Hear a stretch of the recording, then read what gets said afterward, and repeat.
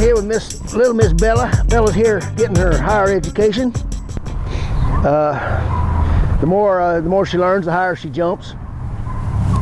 So let's talk about understanding communication with your dog. Basic communication, as basic as it gets.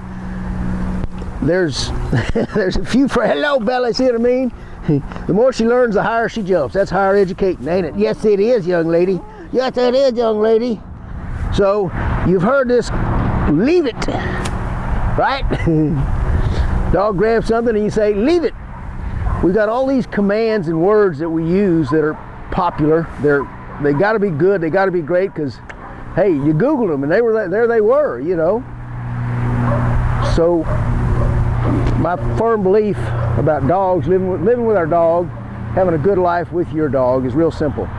Dogs are born trying to please humans.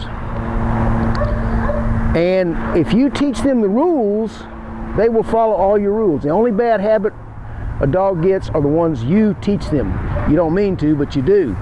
And one way we teach them bad habits is with failure to communicate. Like when they're doing something wrong. Let me give you some examples, see if you've heard of these. These are like the magic phrases that 90% of everybody who comes out here uses these phrases. The first one is, of course, that, you know, and then leave it is shortly after that, followed by, you know, no bite, no chew, not to be confused with I chew. That's a whole different kind of chew. All right, that's a no chew. And then, of course, when they're up the counter or, you know, jumping on you, we love off. Well, what does off really mean? It means you got mosquitoes. This is off. That's not. So how do you communicate? What's wrong with these phrases that we use? Well, in the first place, you got to think about this. If I say to you, Jabberwocky Doodlelock, do you know what I'm saying? Of course not, because you don't speak Jabberwocky, right? Your parents raised you speaking Spanish, English, German, whatever, but you never learned any Jabberwocky. And as people have heard me say many times, your dog was raised speaking Doglish. Leave it means the same as Jabberwocky Stickerlocky to your dog. What you're doing when you're teaching your dog things is you're teaching him what a sound means. You're literally teaching him your language. So they're associative learners. So remember this very simple rule. A good behavior always gets a good consequence associated with a sound. Sit, good boy, treat, reward, something like that. They're jumping on you, no, followed by a bad consequence.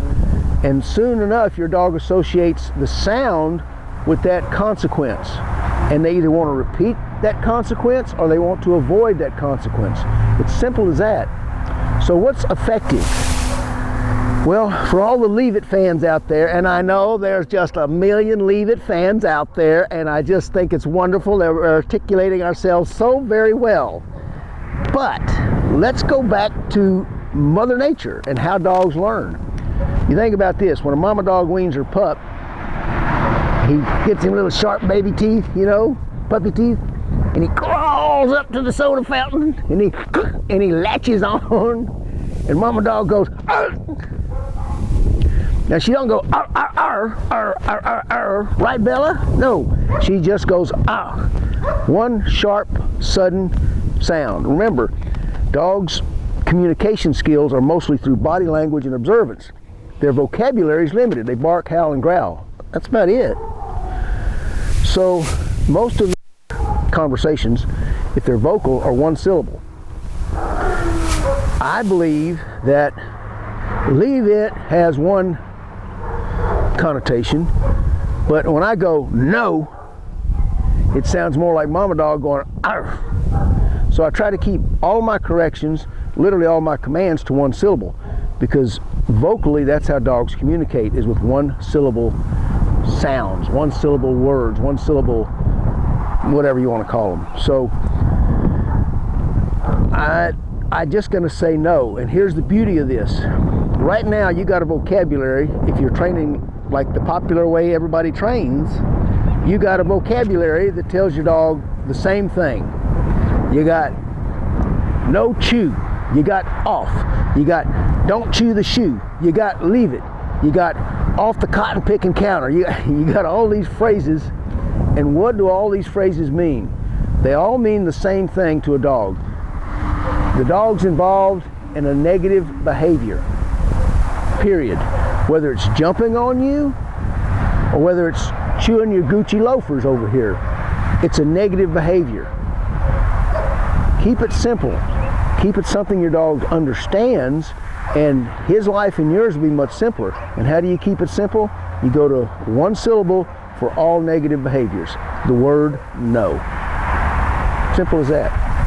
The word no. Remember, dogs are really simple creatures. I know this because I can train them. And if I can, anybody can. Before me, cavemen trained them 10,000 years ago. So if they can, you can. So one syllable, the word no, should solve all your problems. And for all you Leave It fans out there, please make a comment. Tell me, what you think. But keep it into 5-letter words, not 4-letter words. And we'll go from there. Hope you enjoyed this one. Hope it helps you. Thanks. Take it!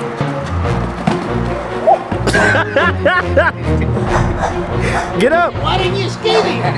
Get up! I tried. Stand up!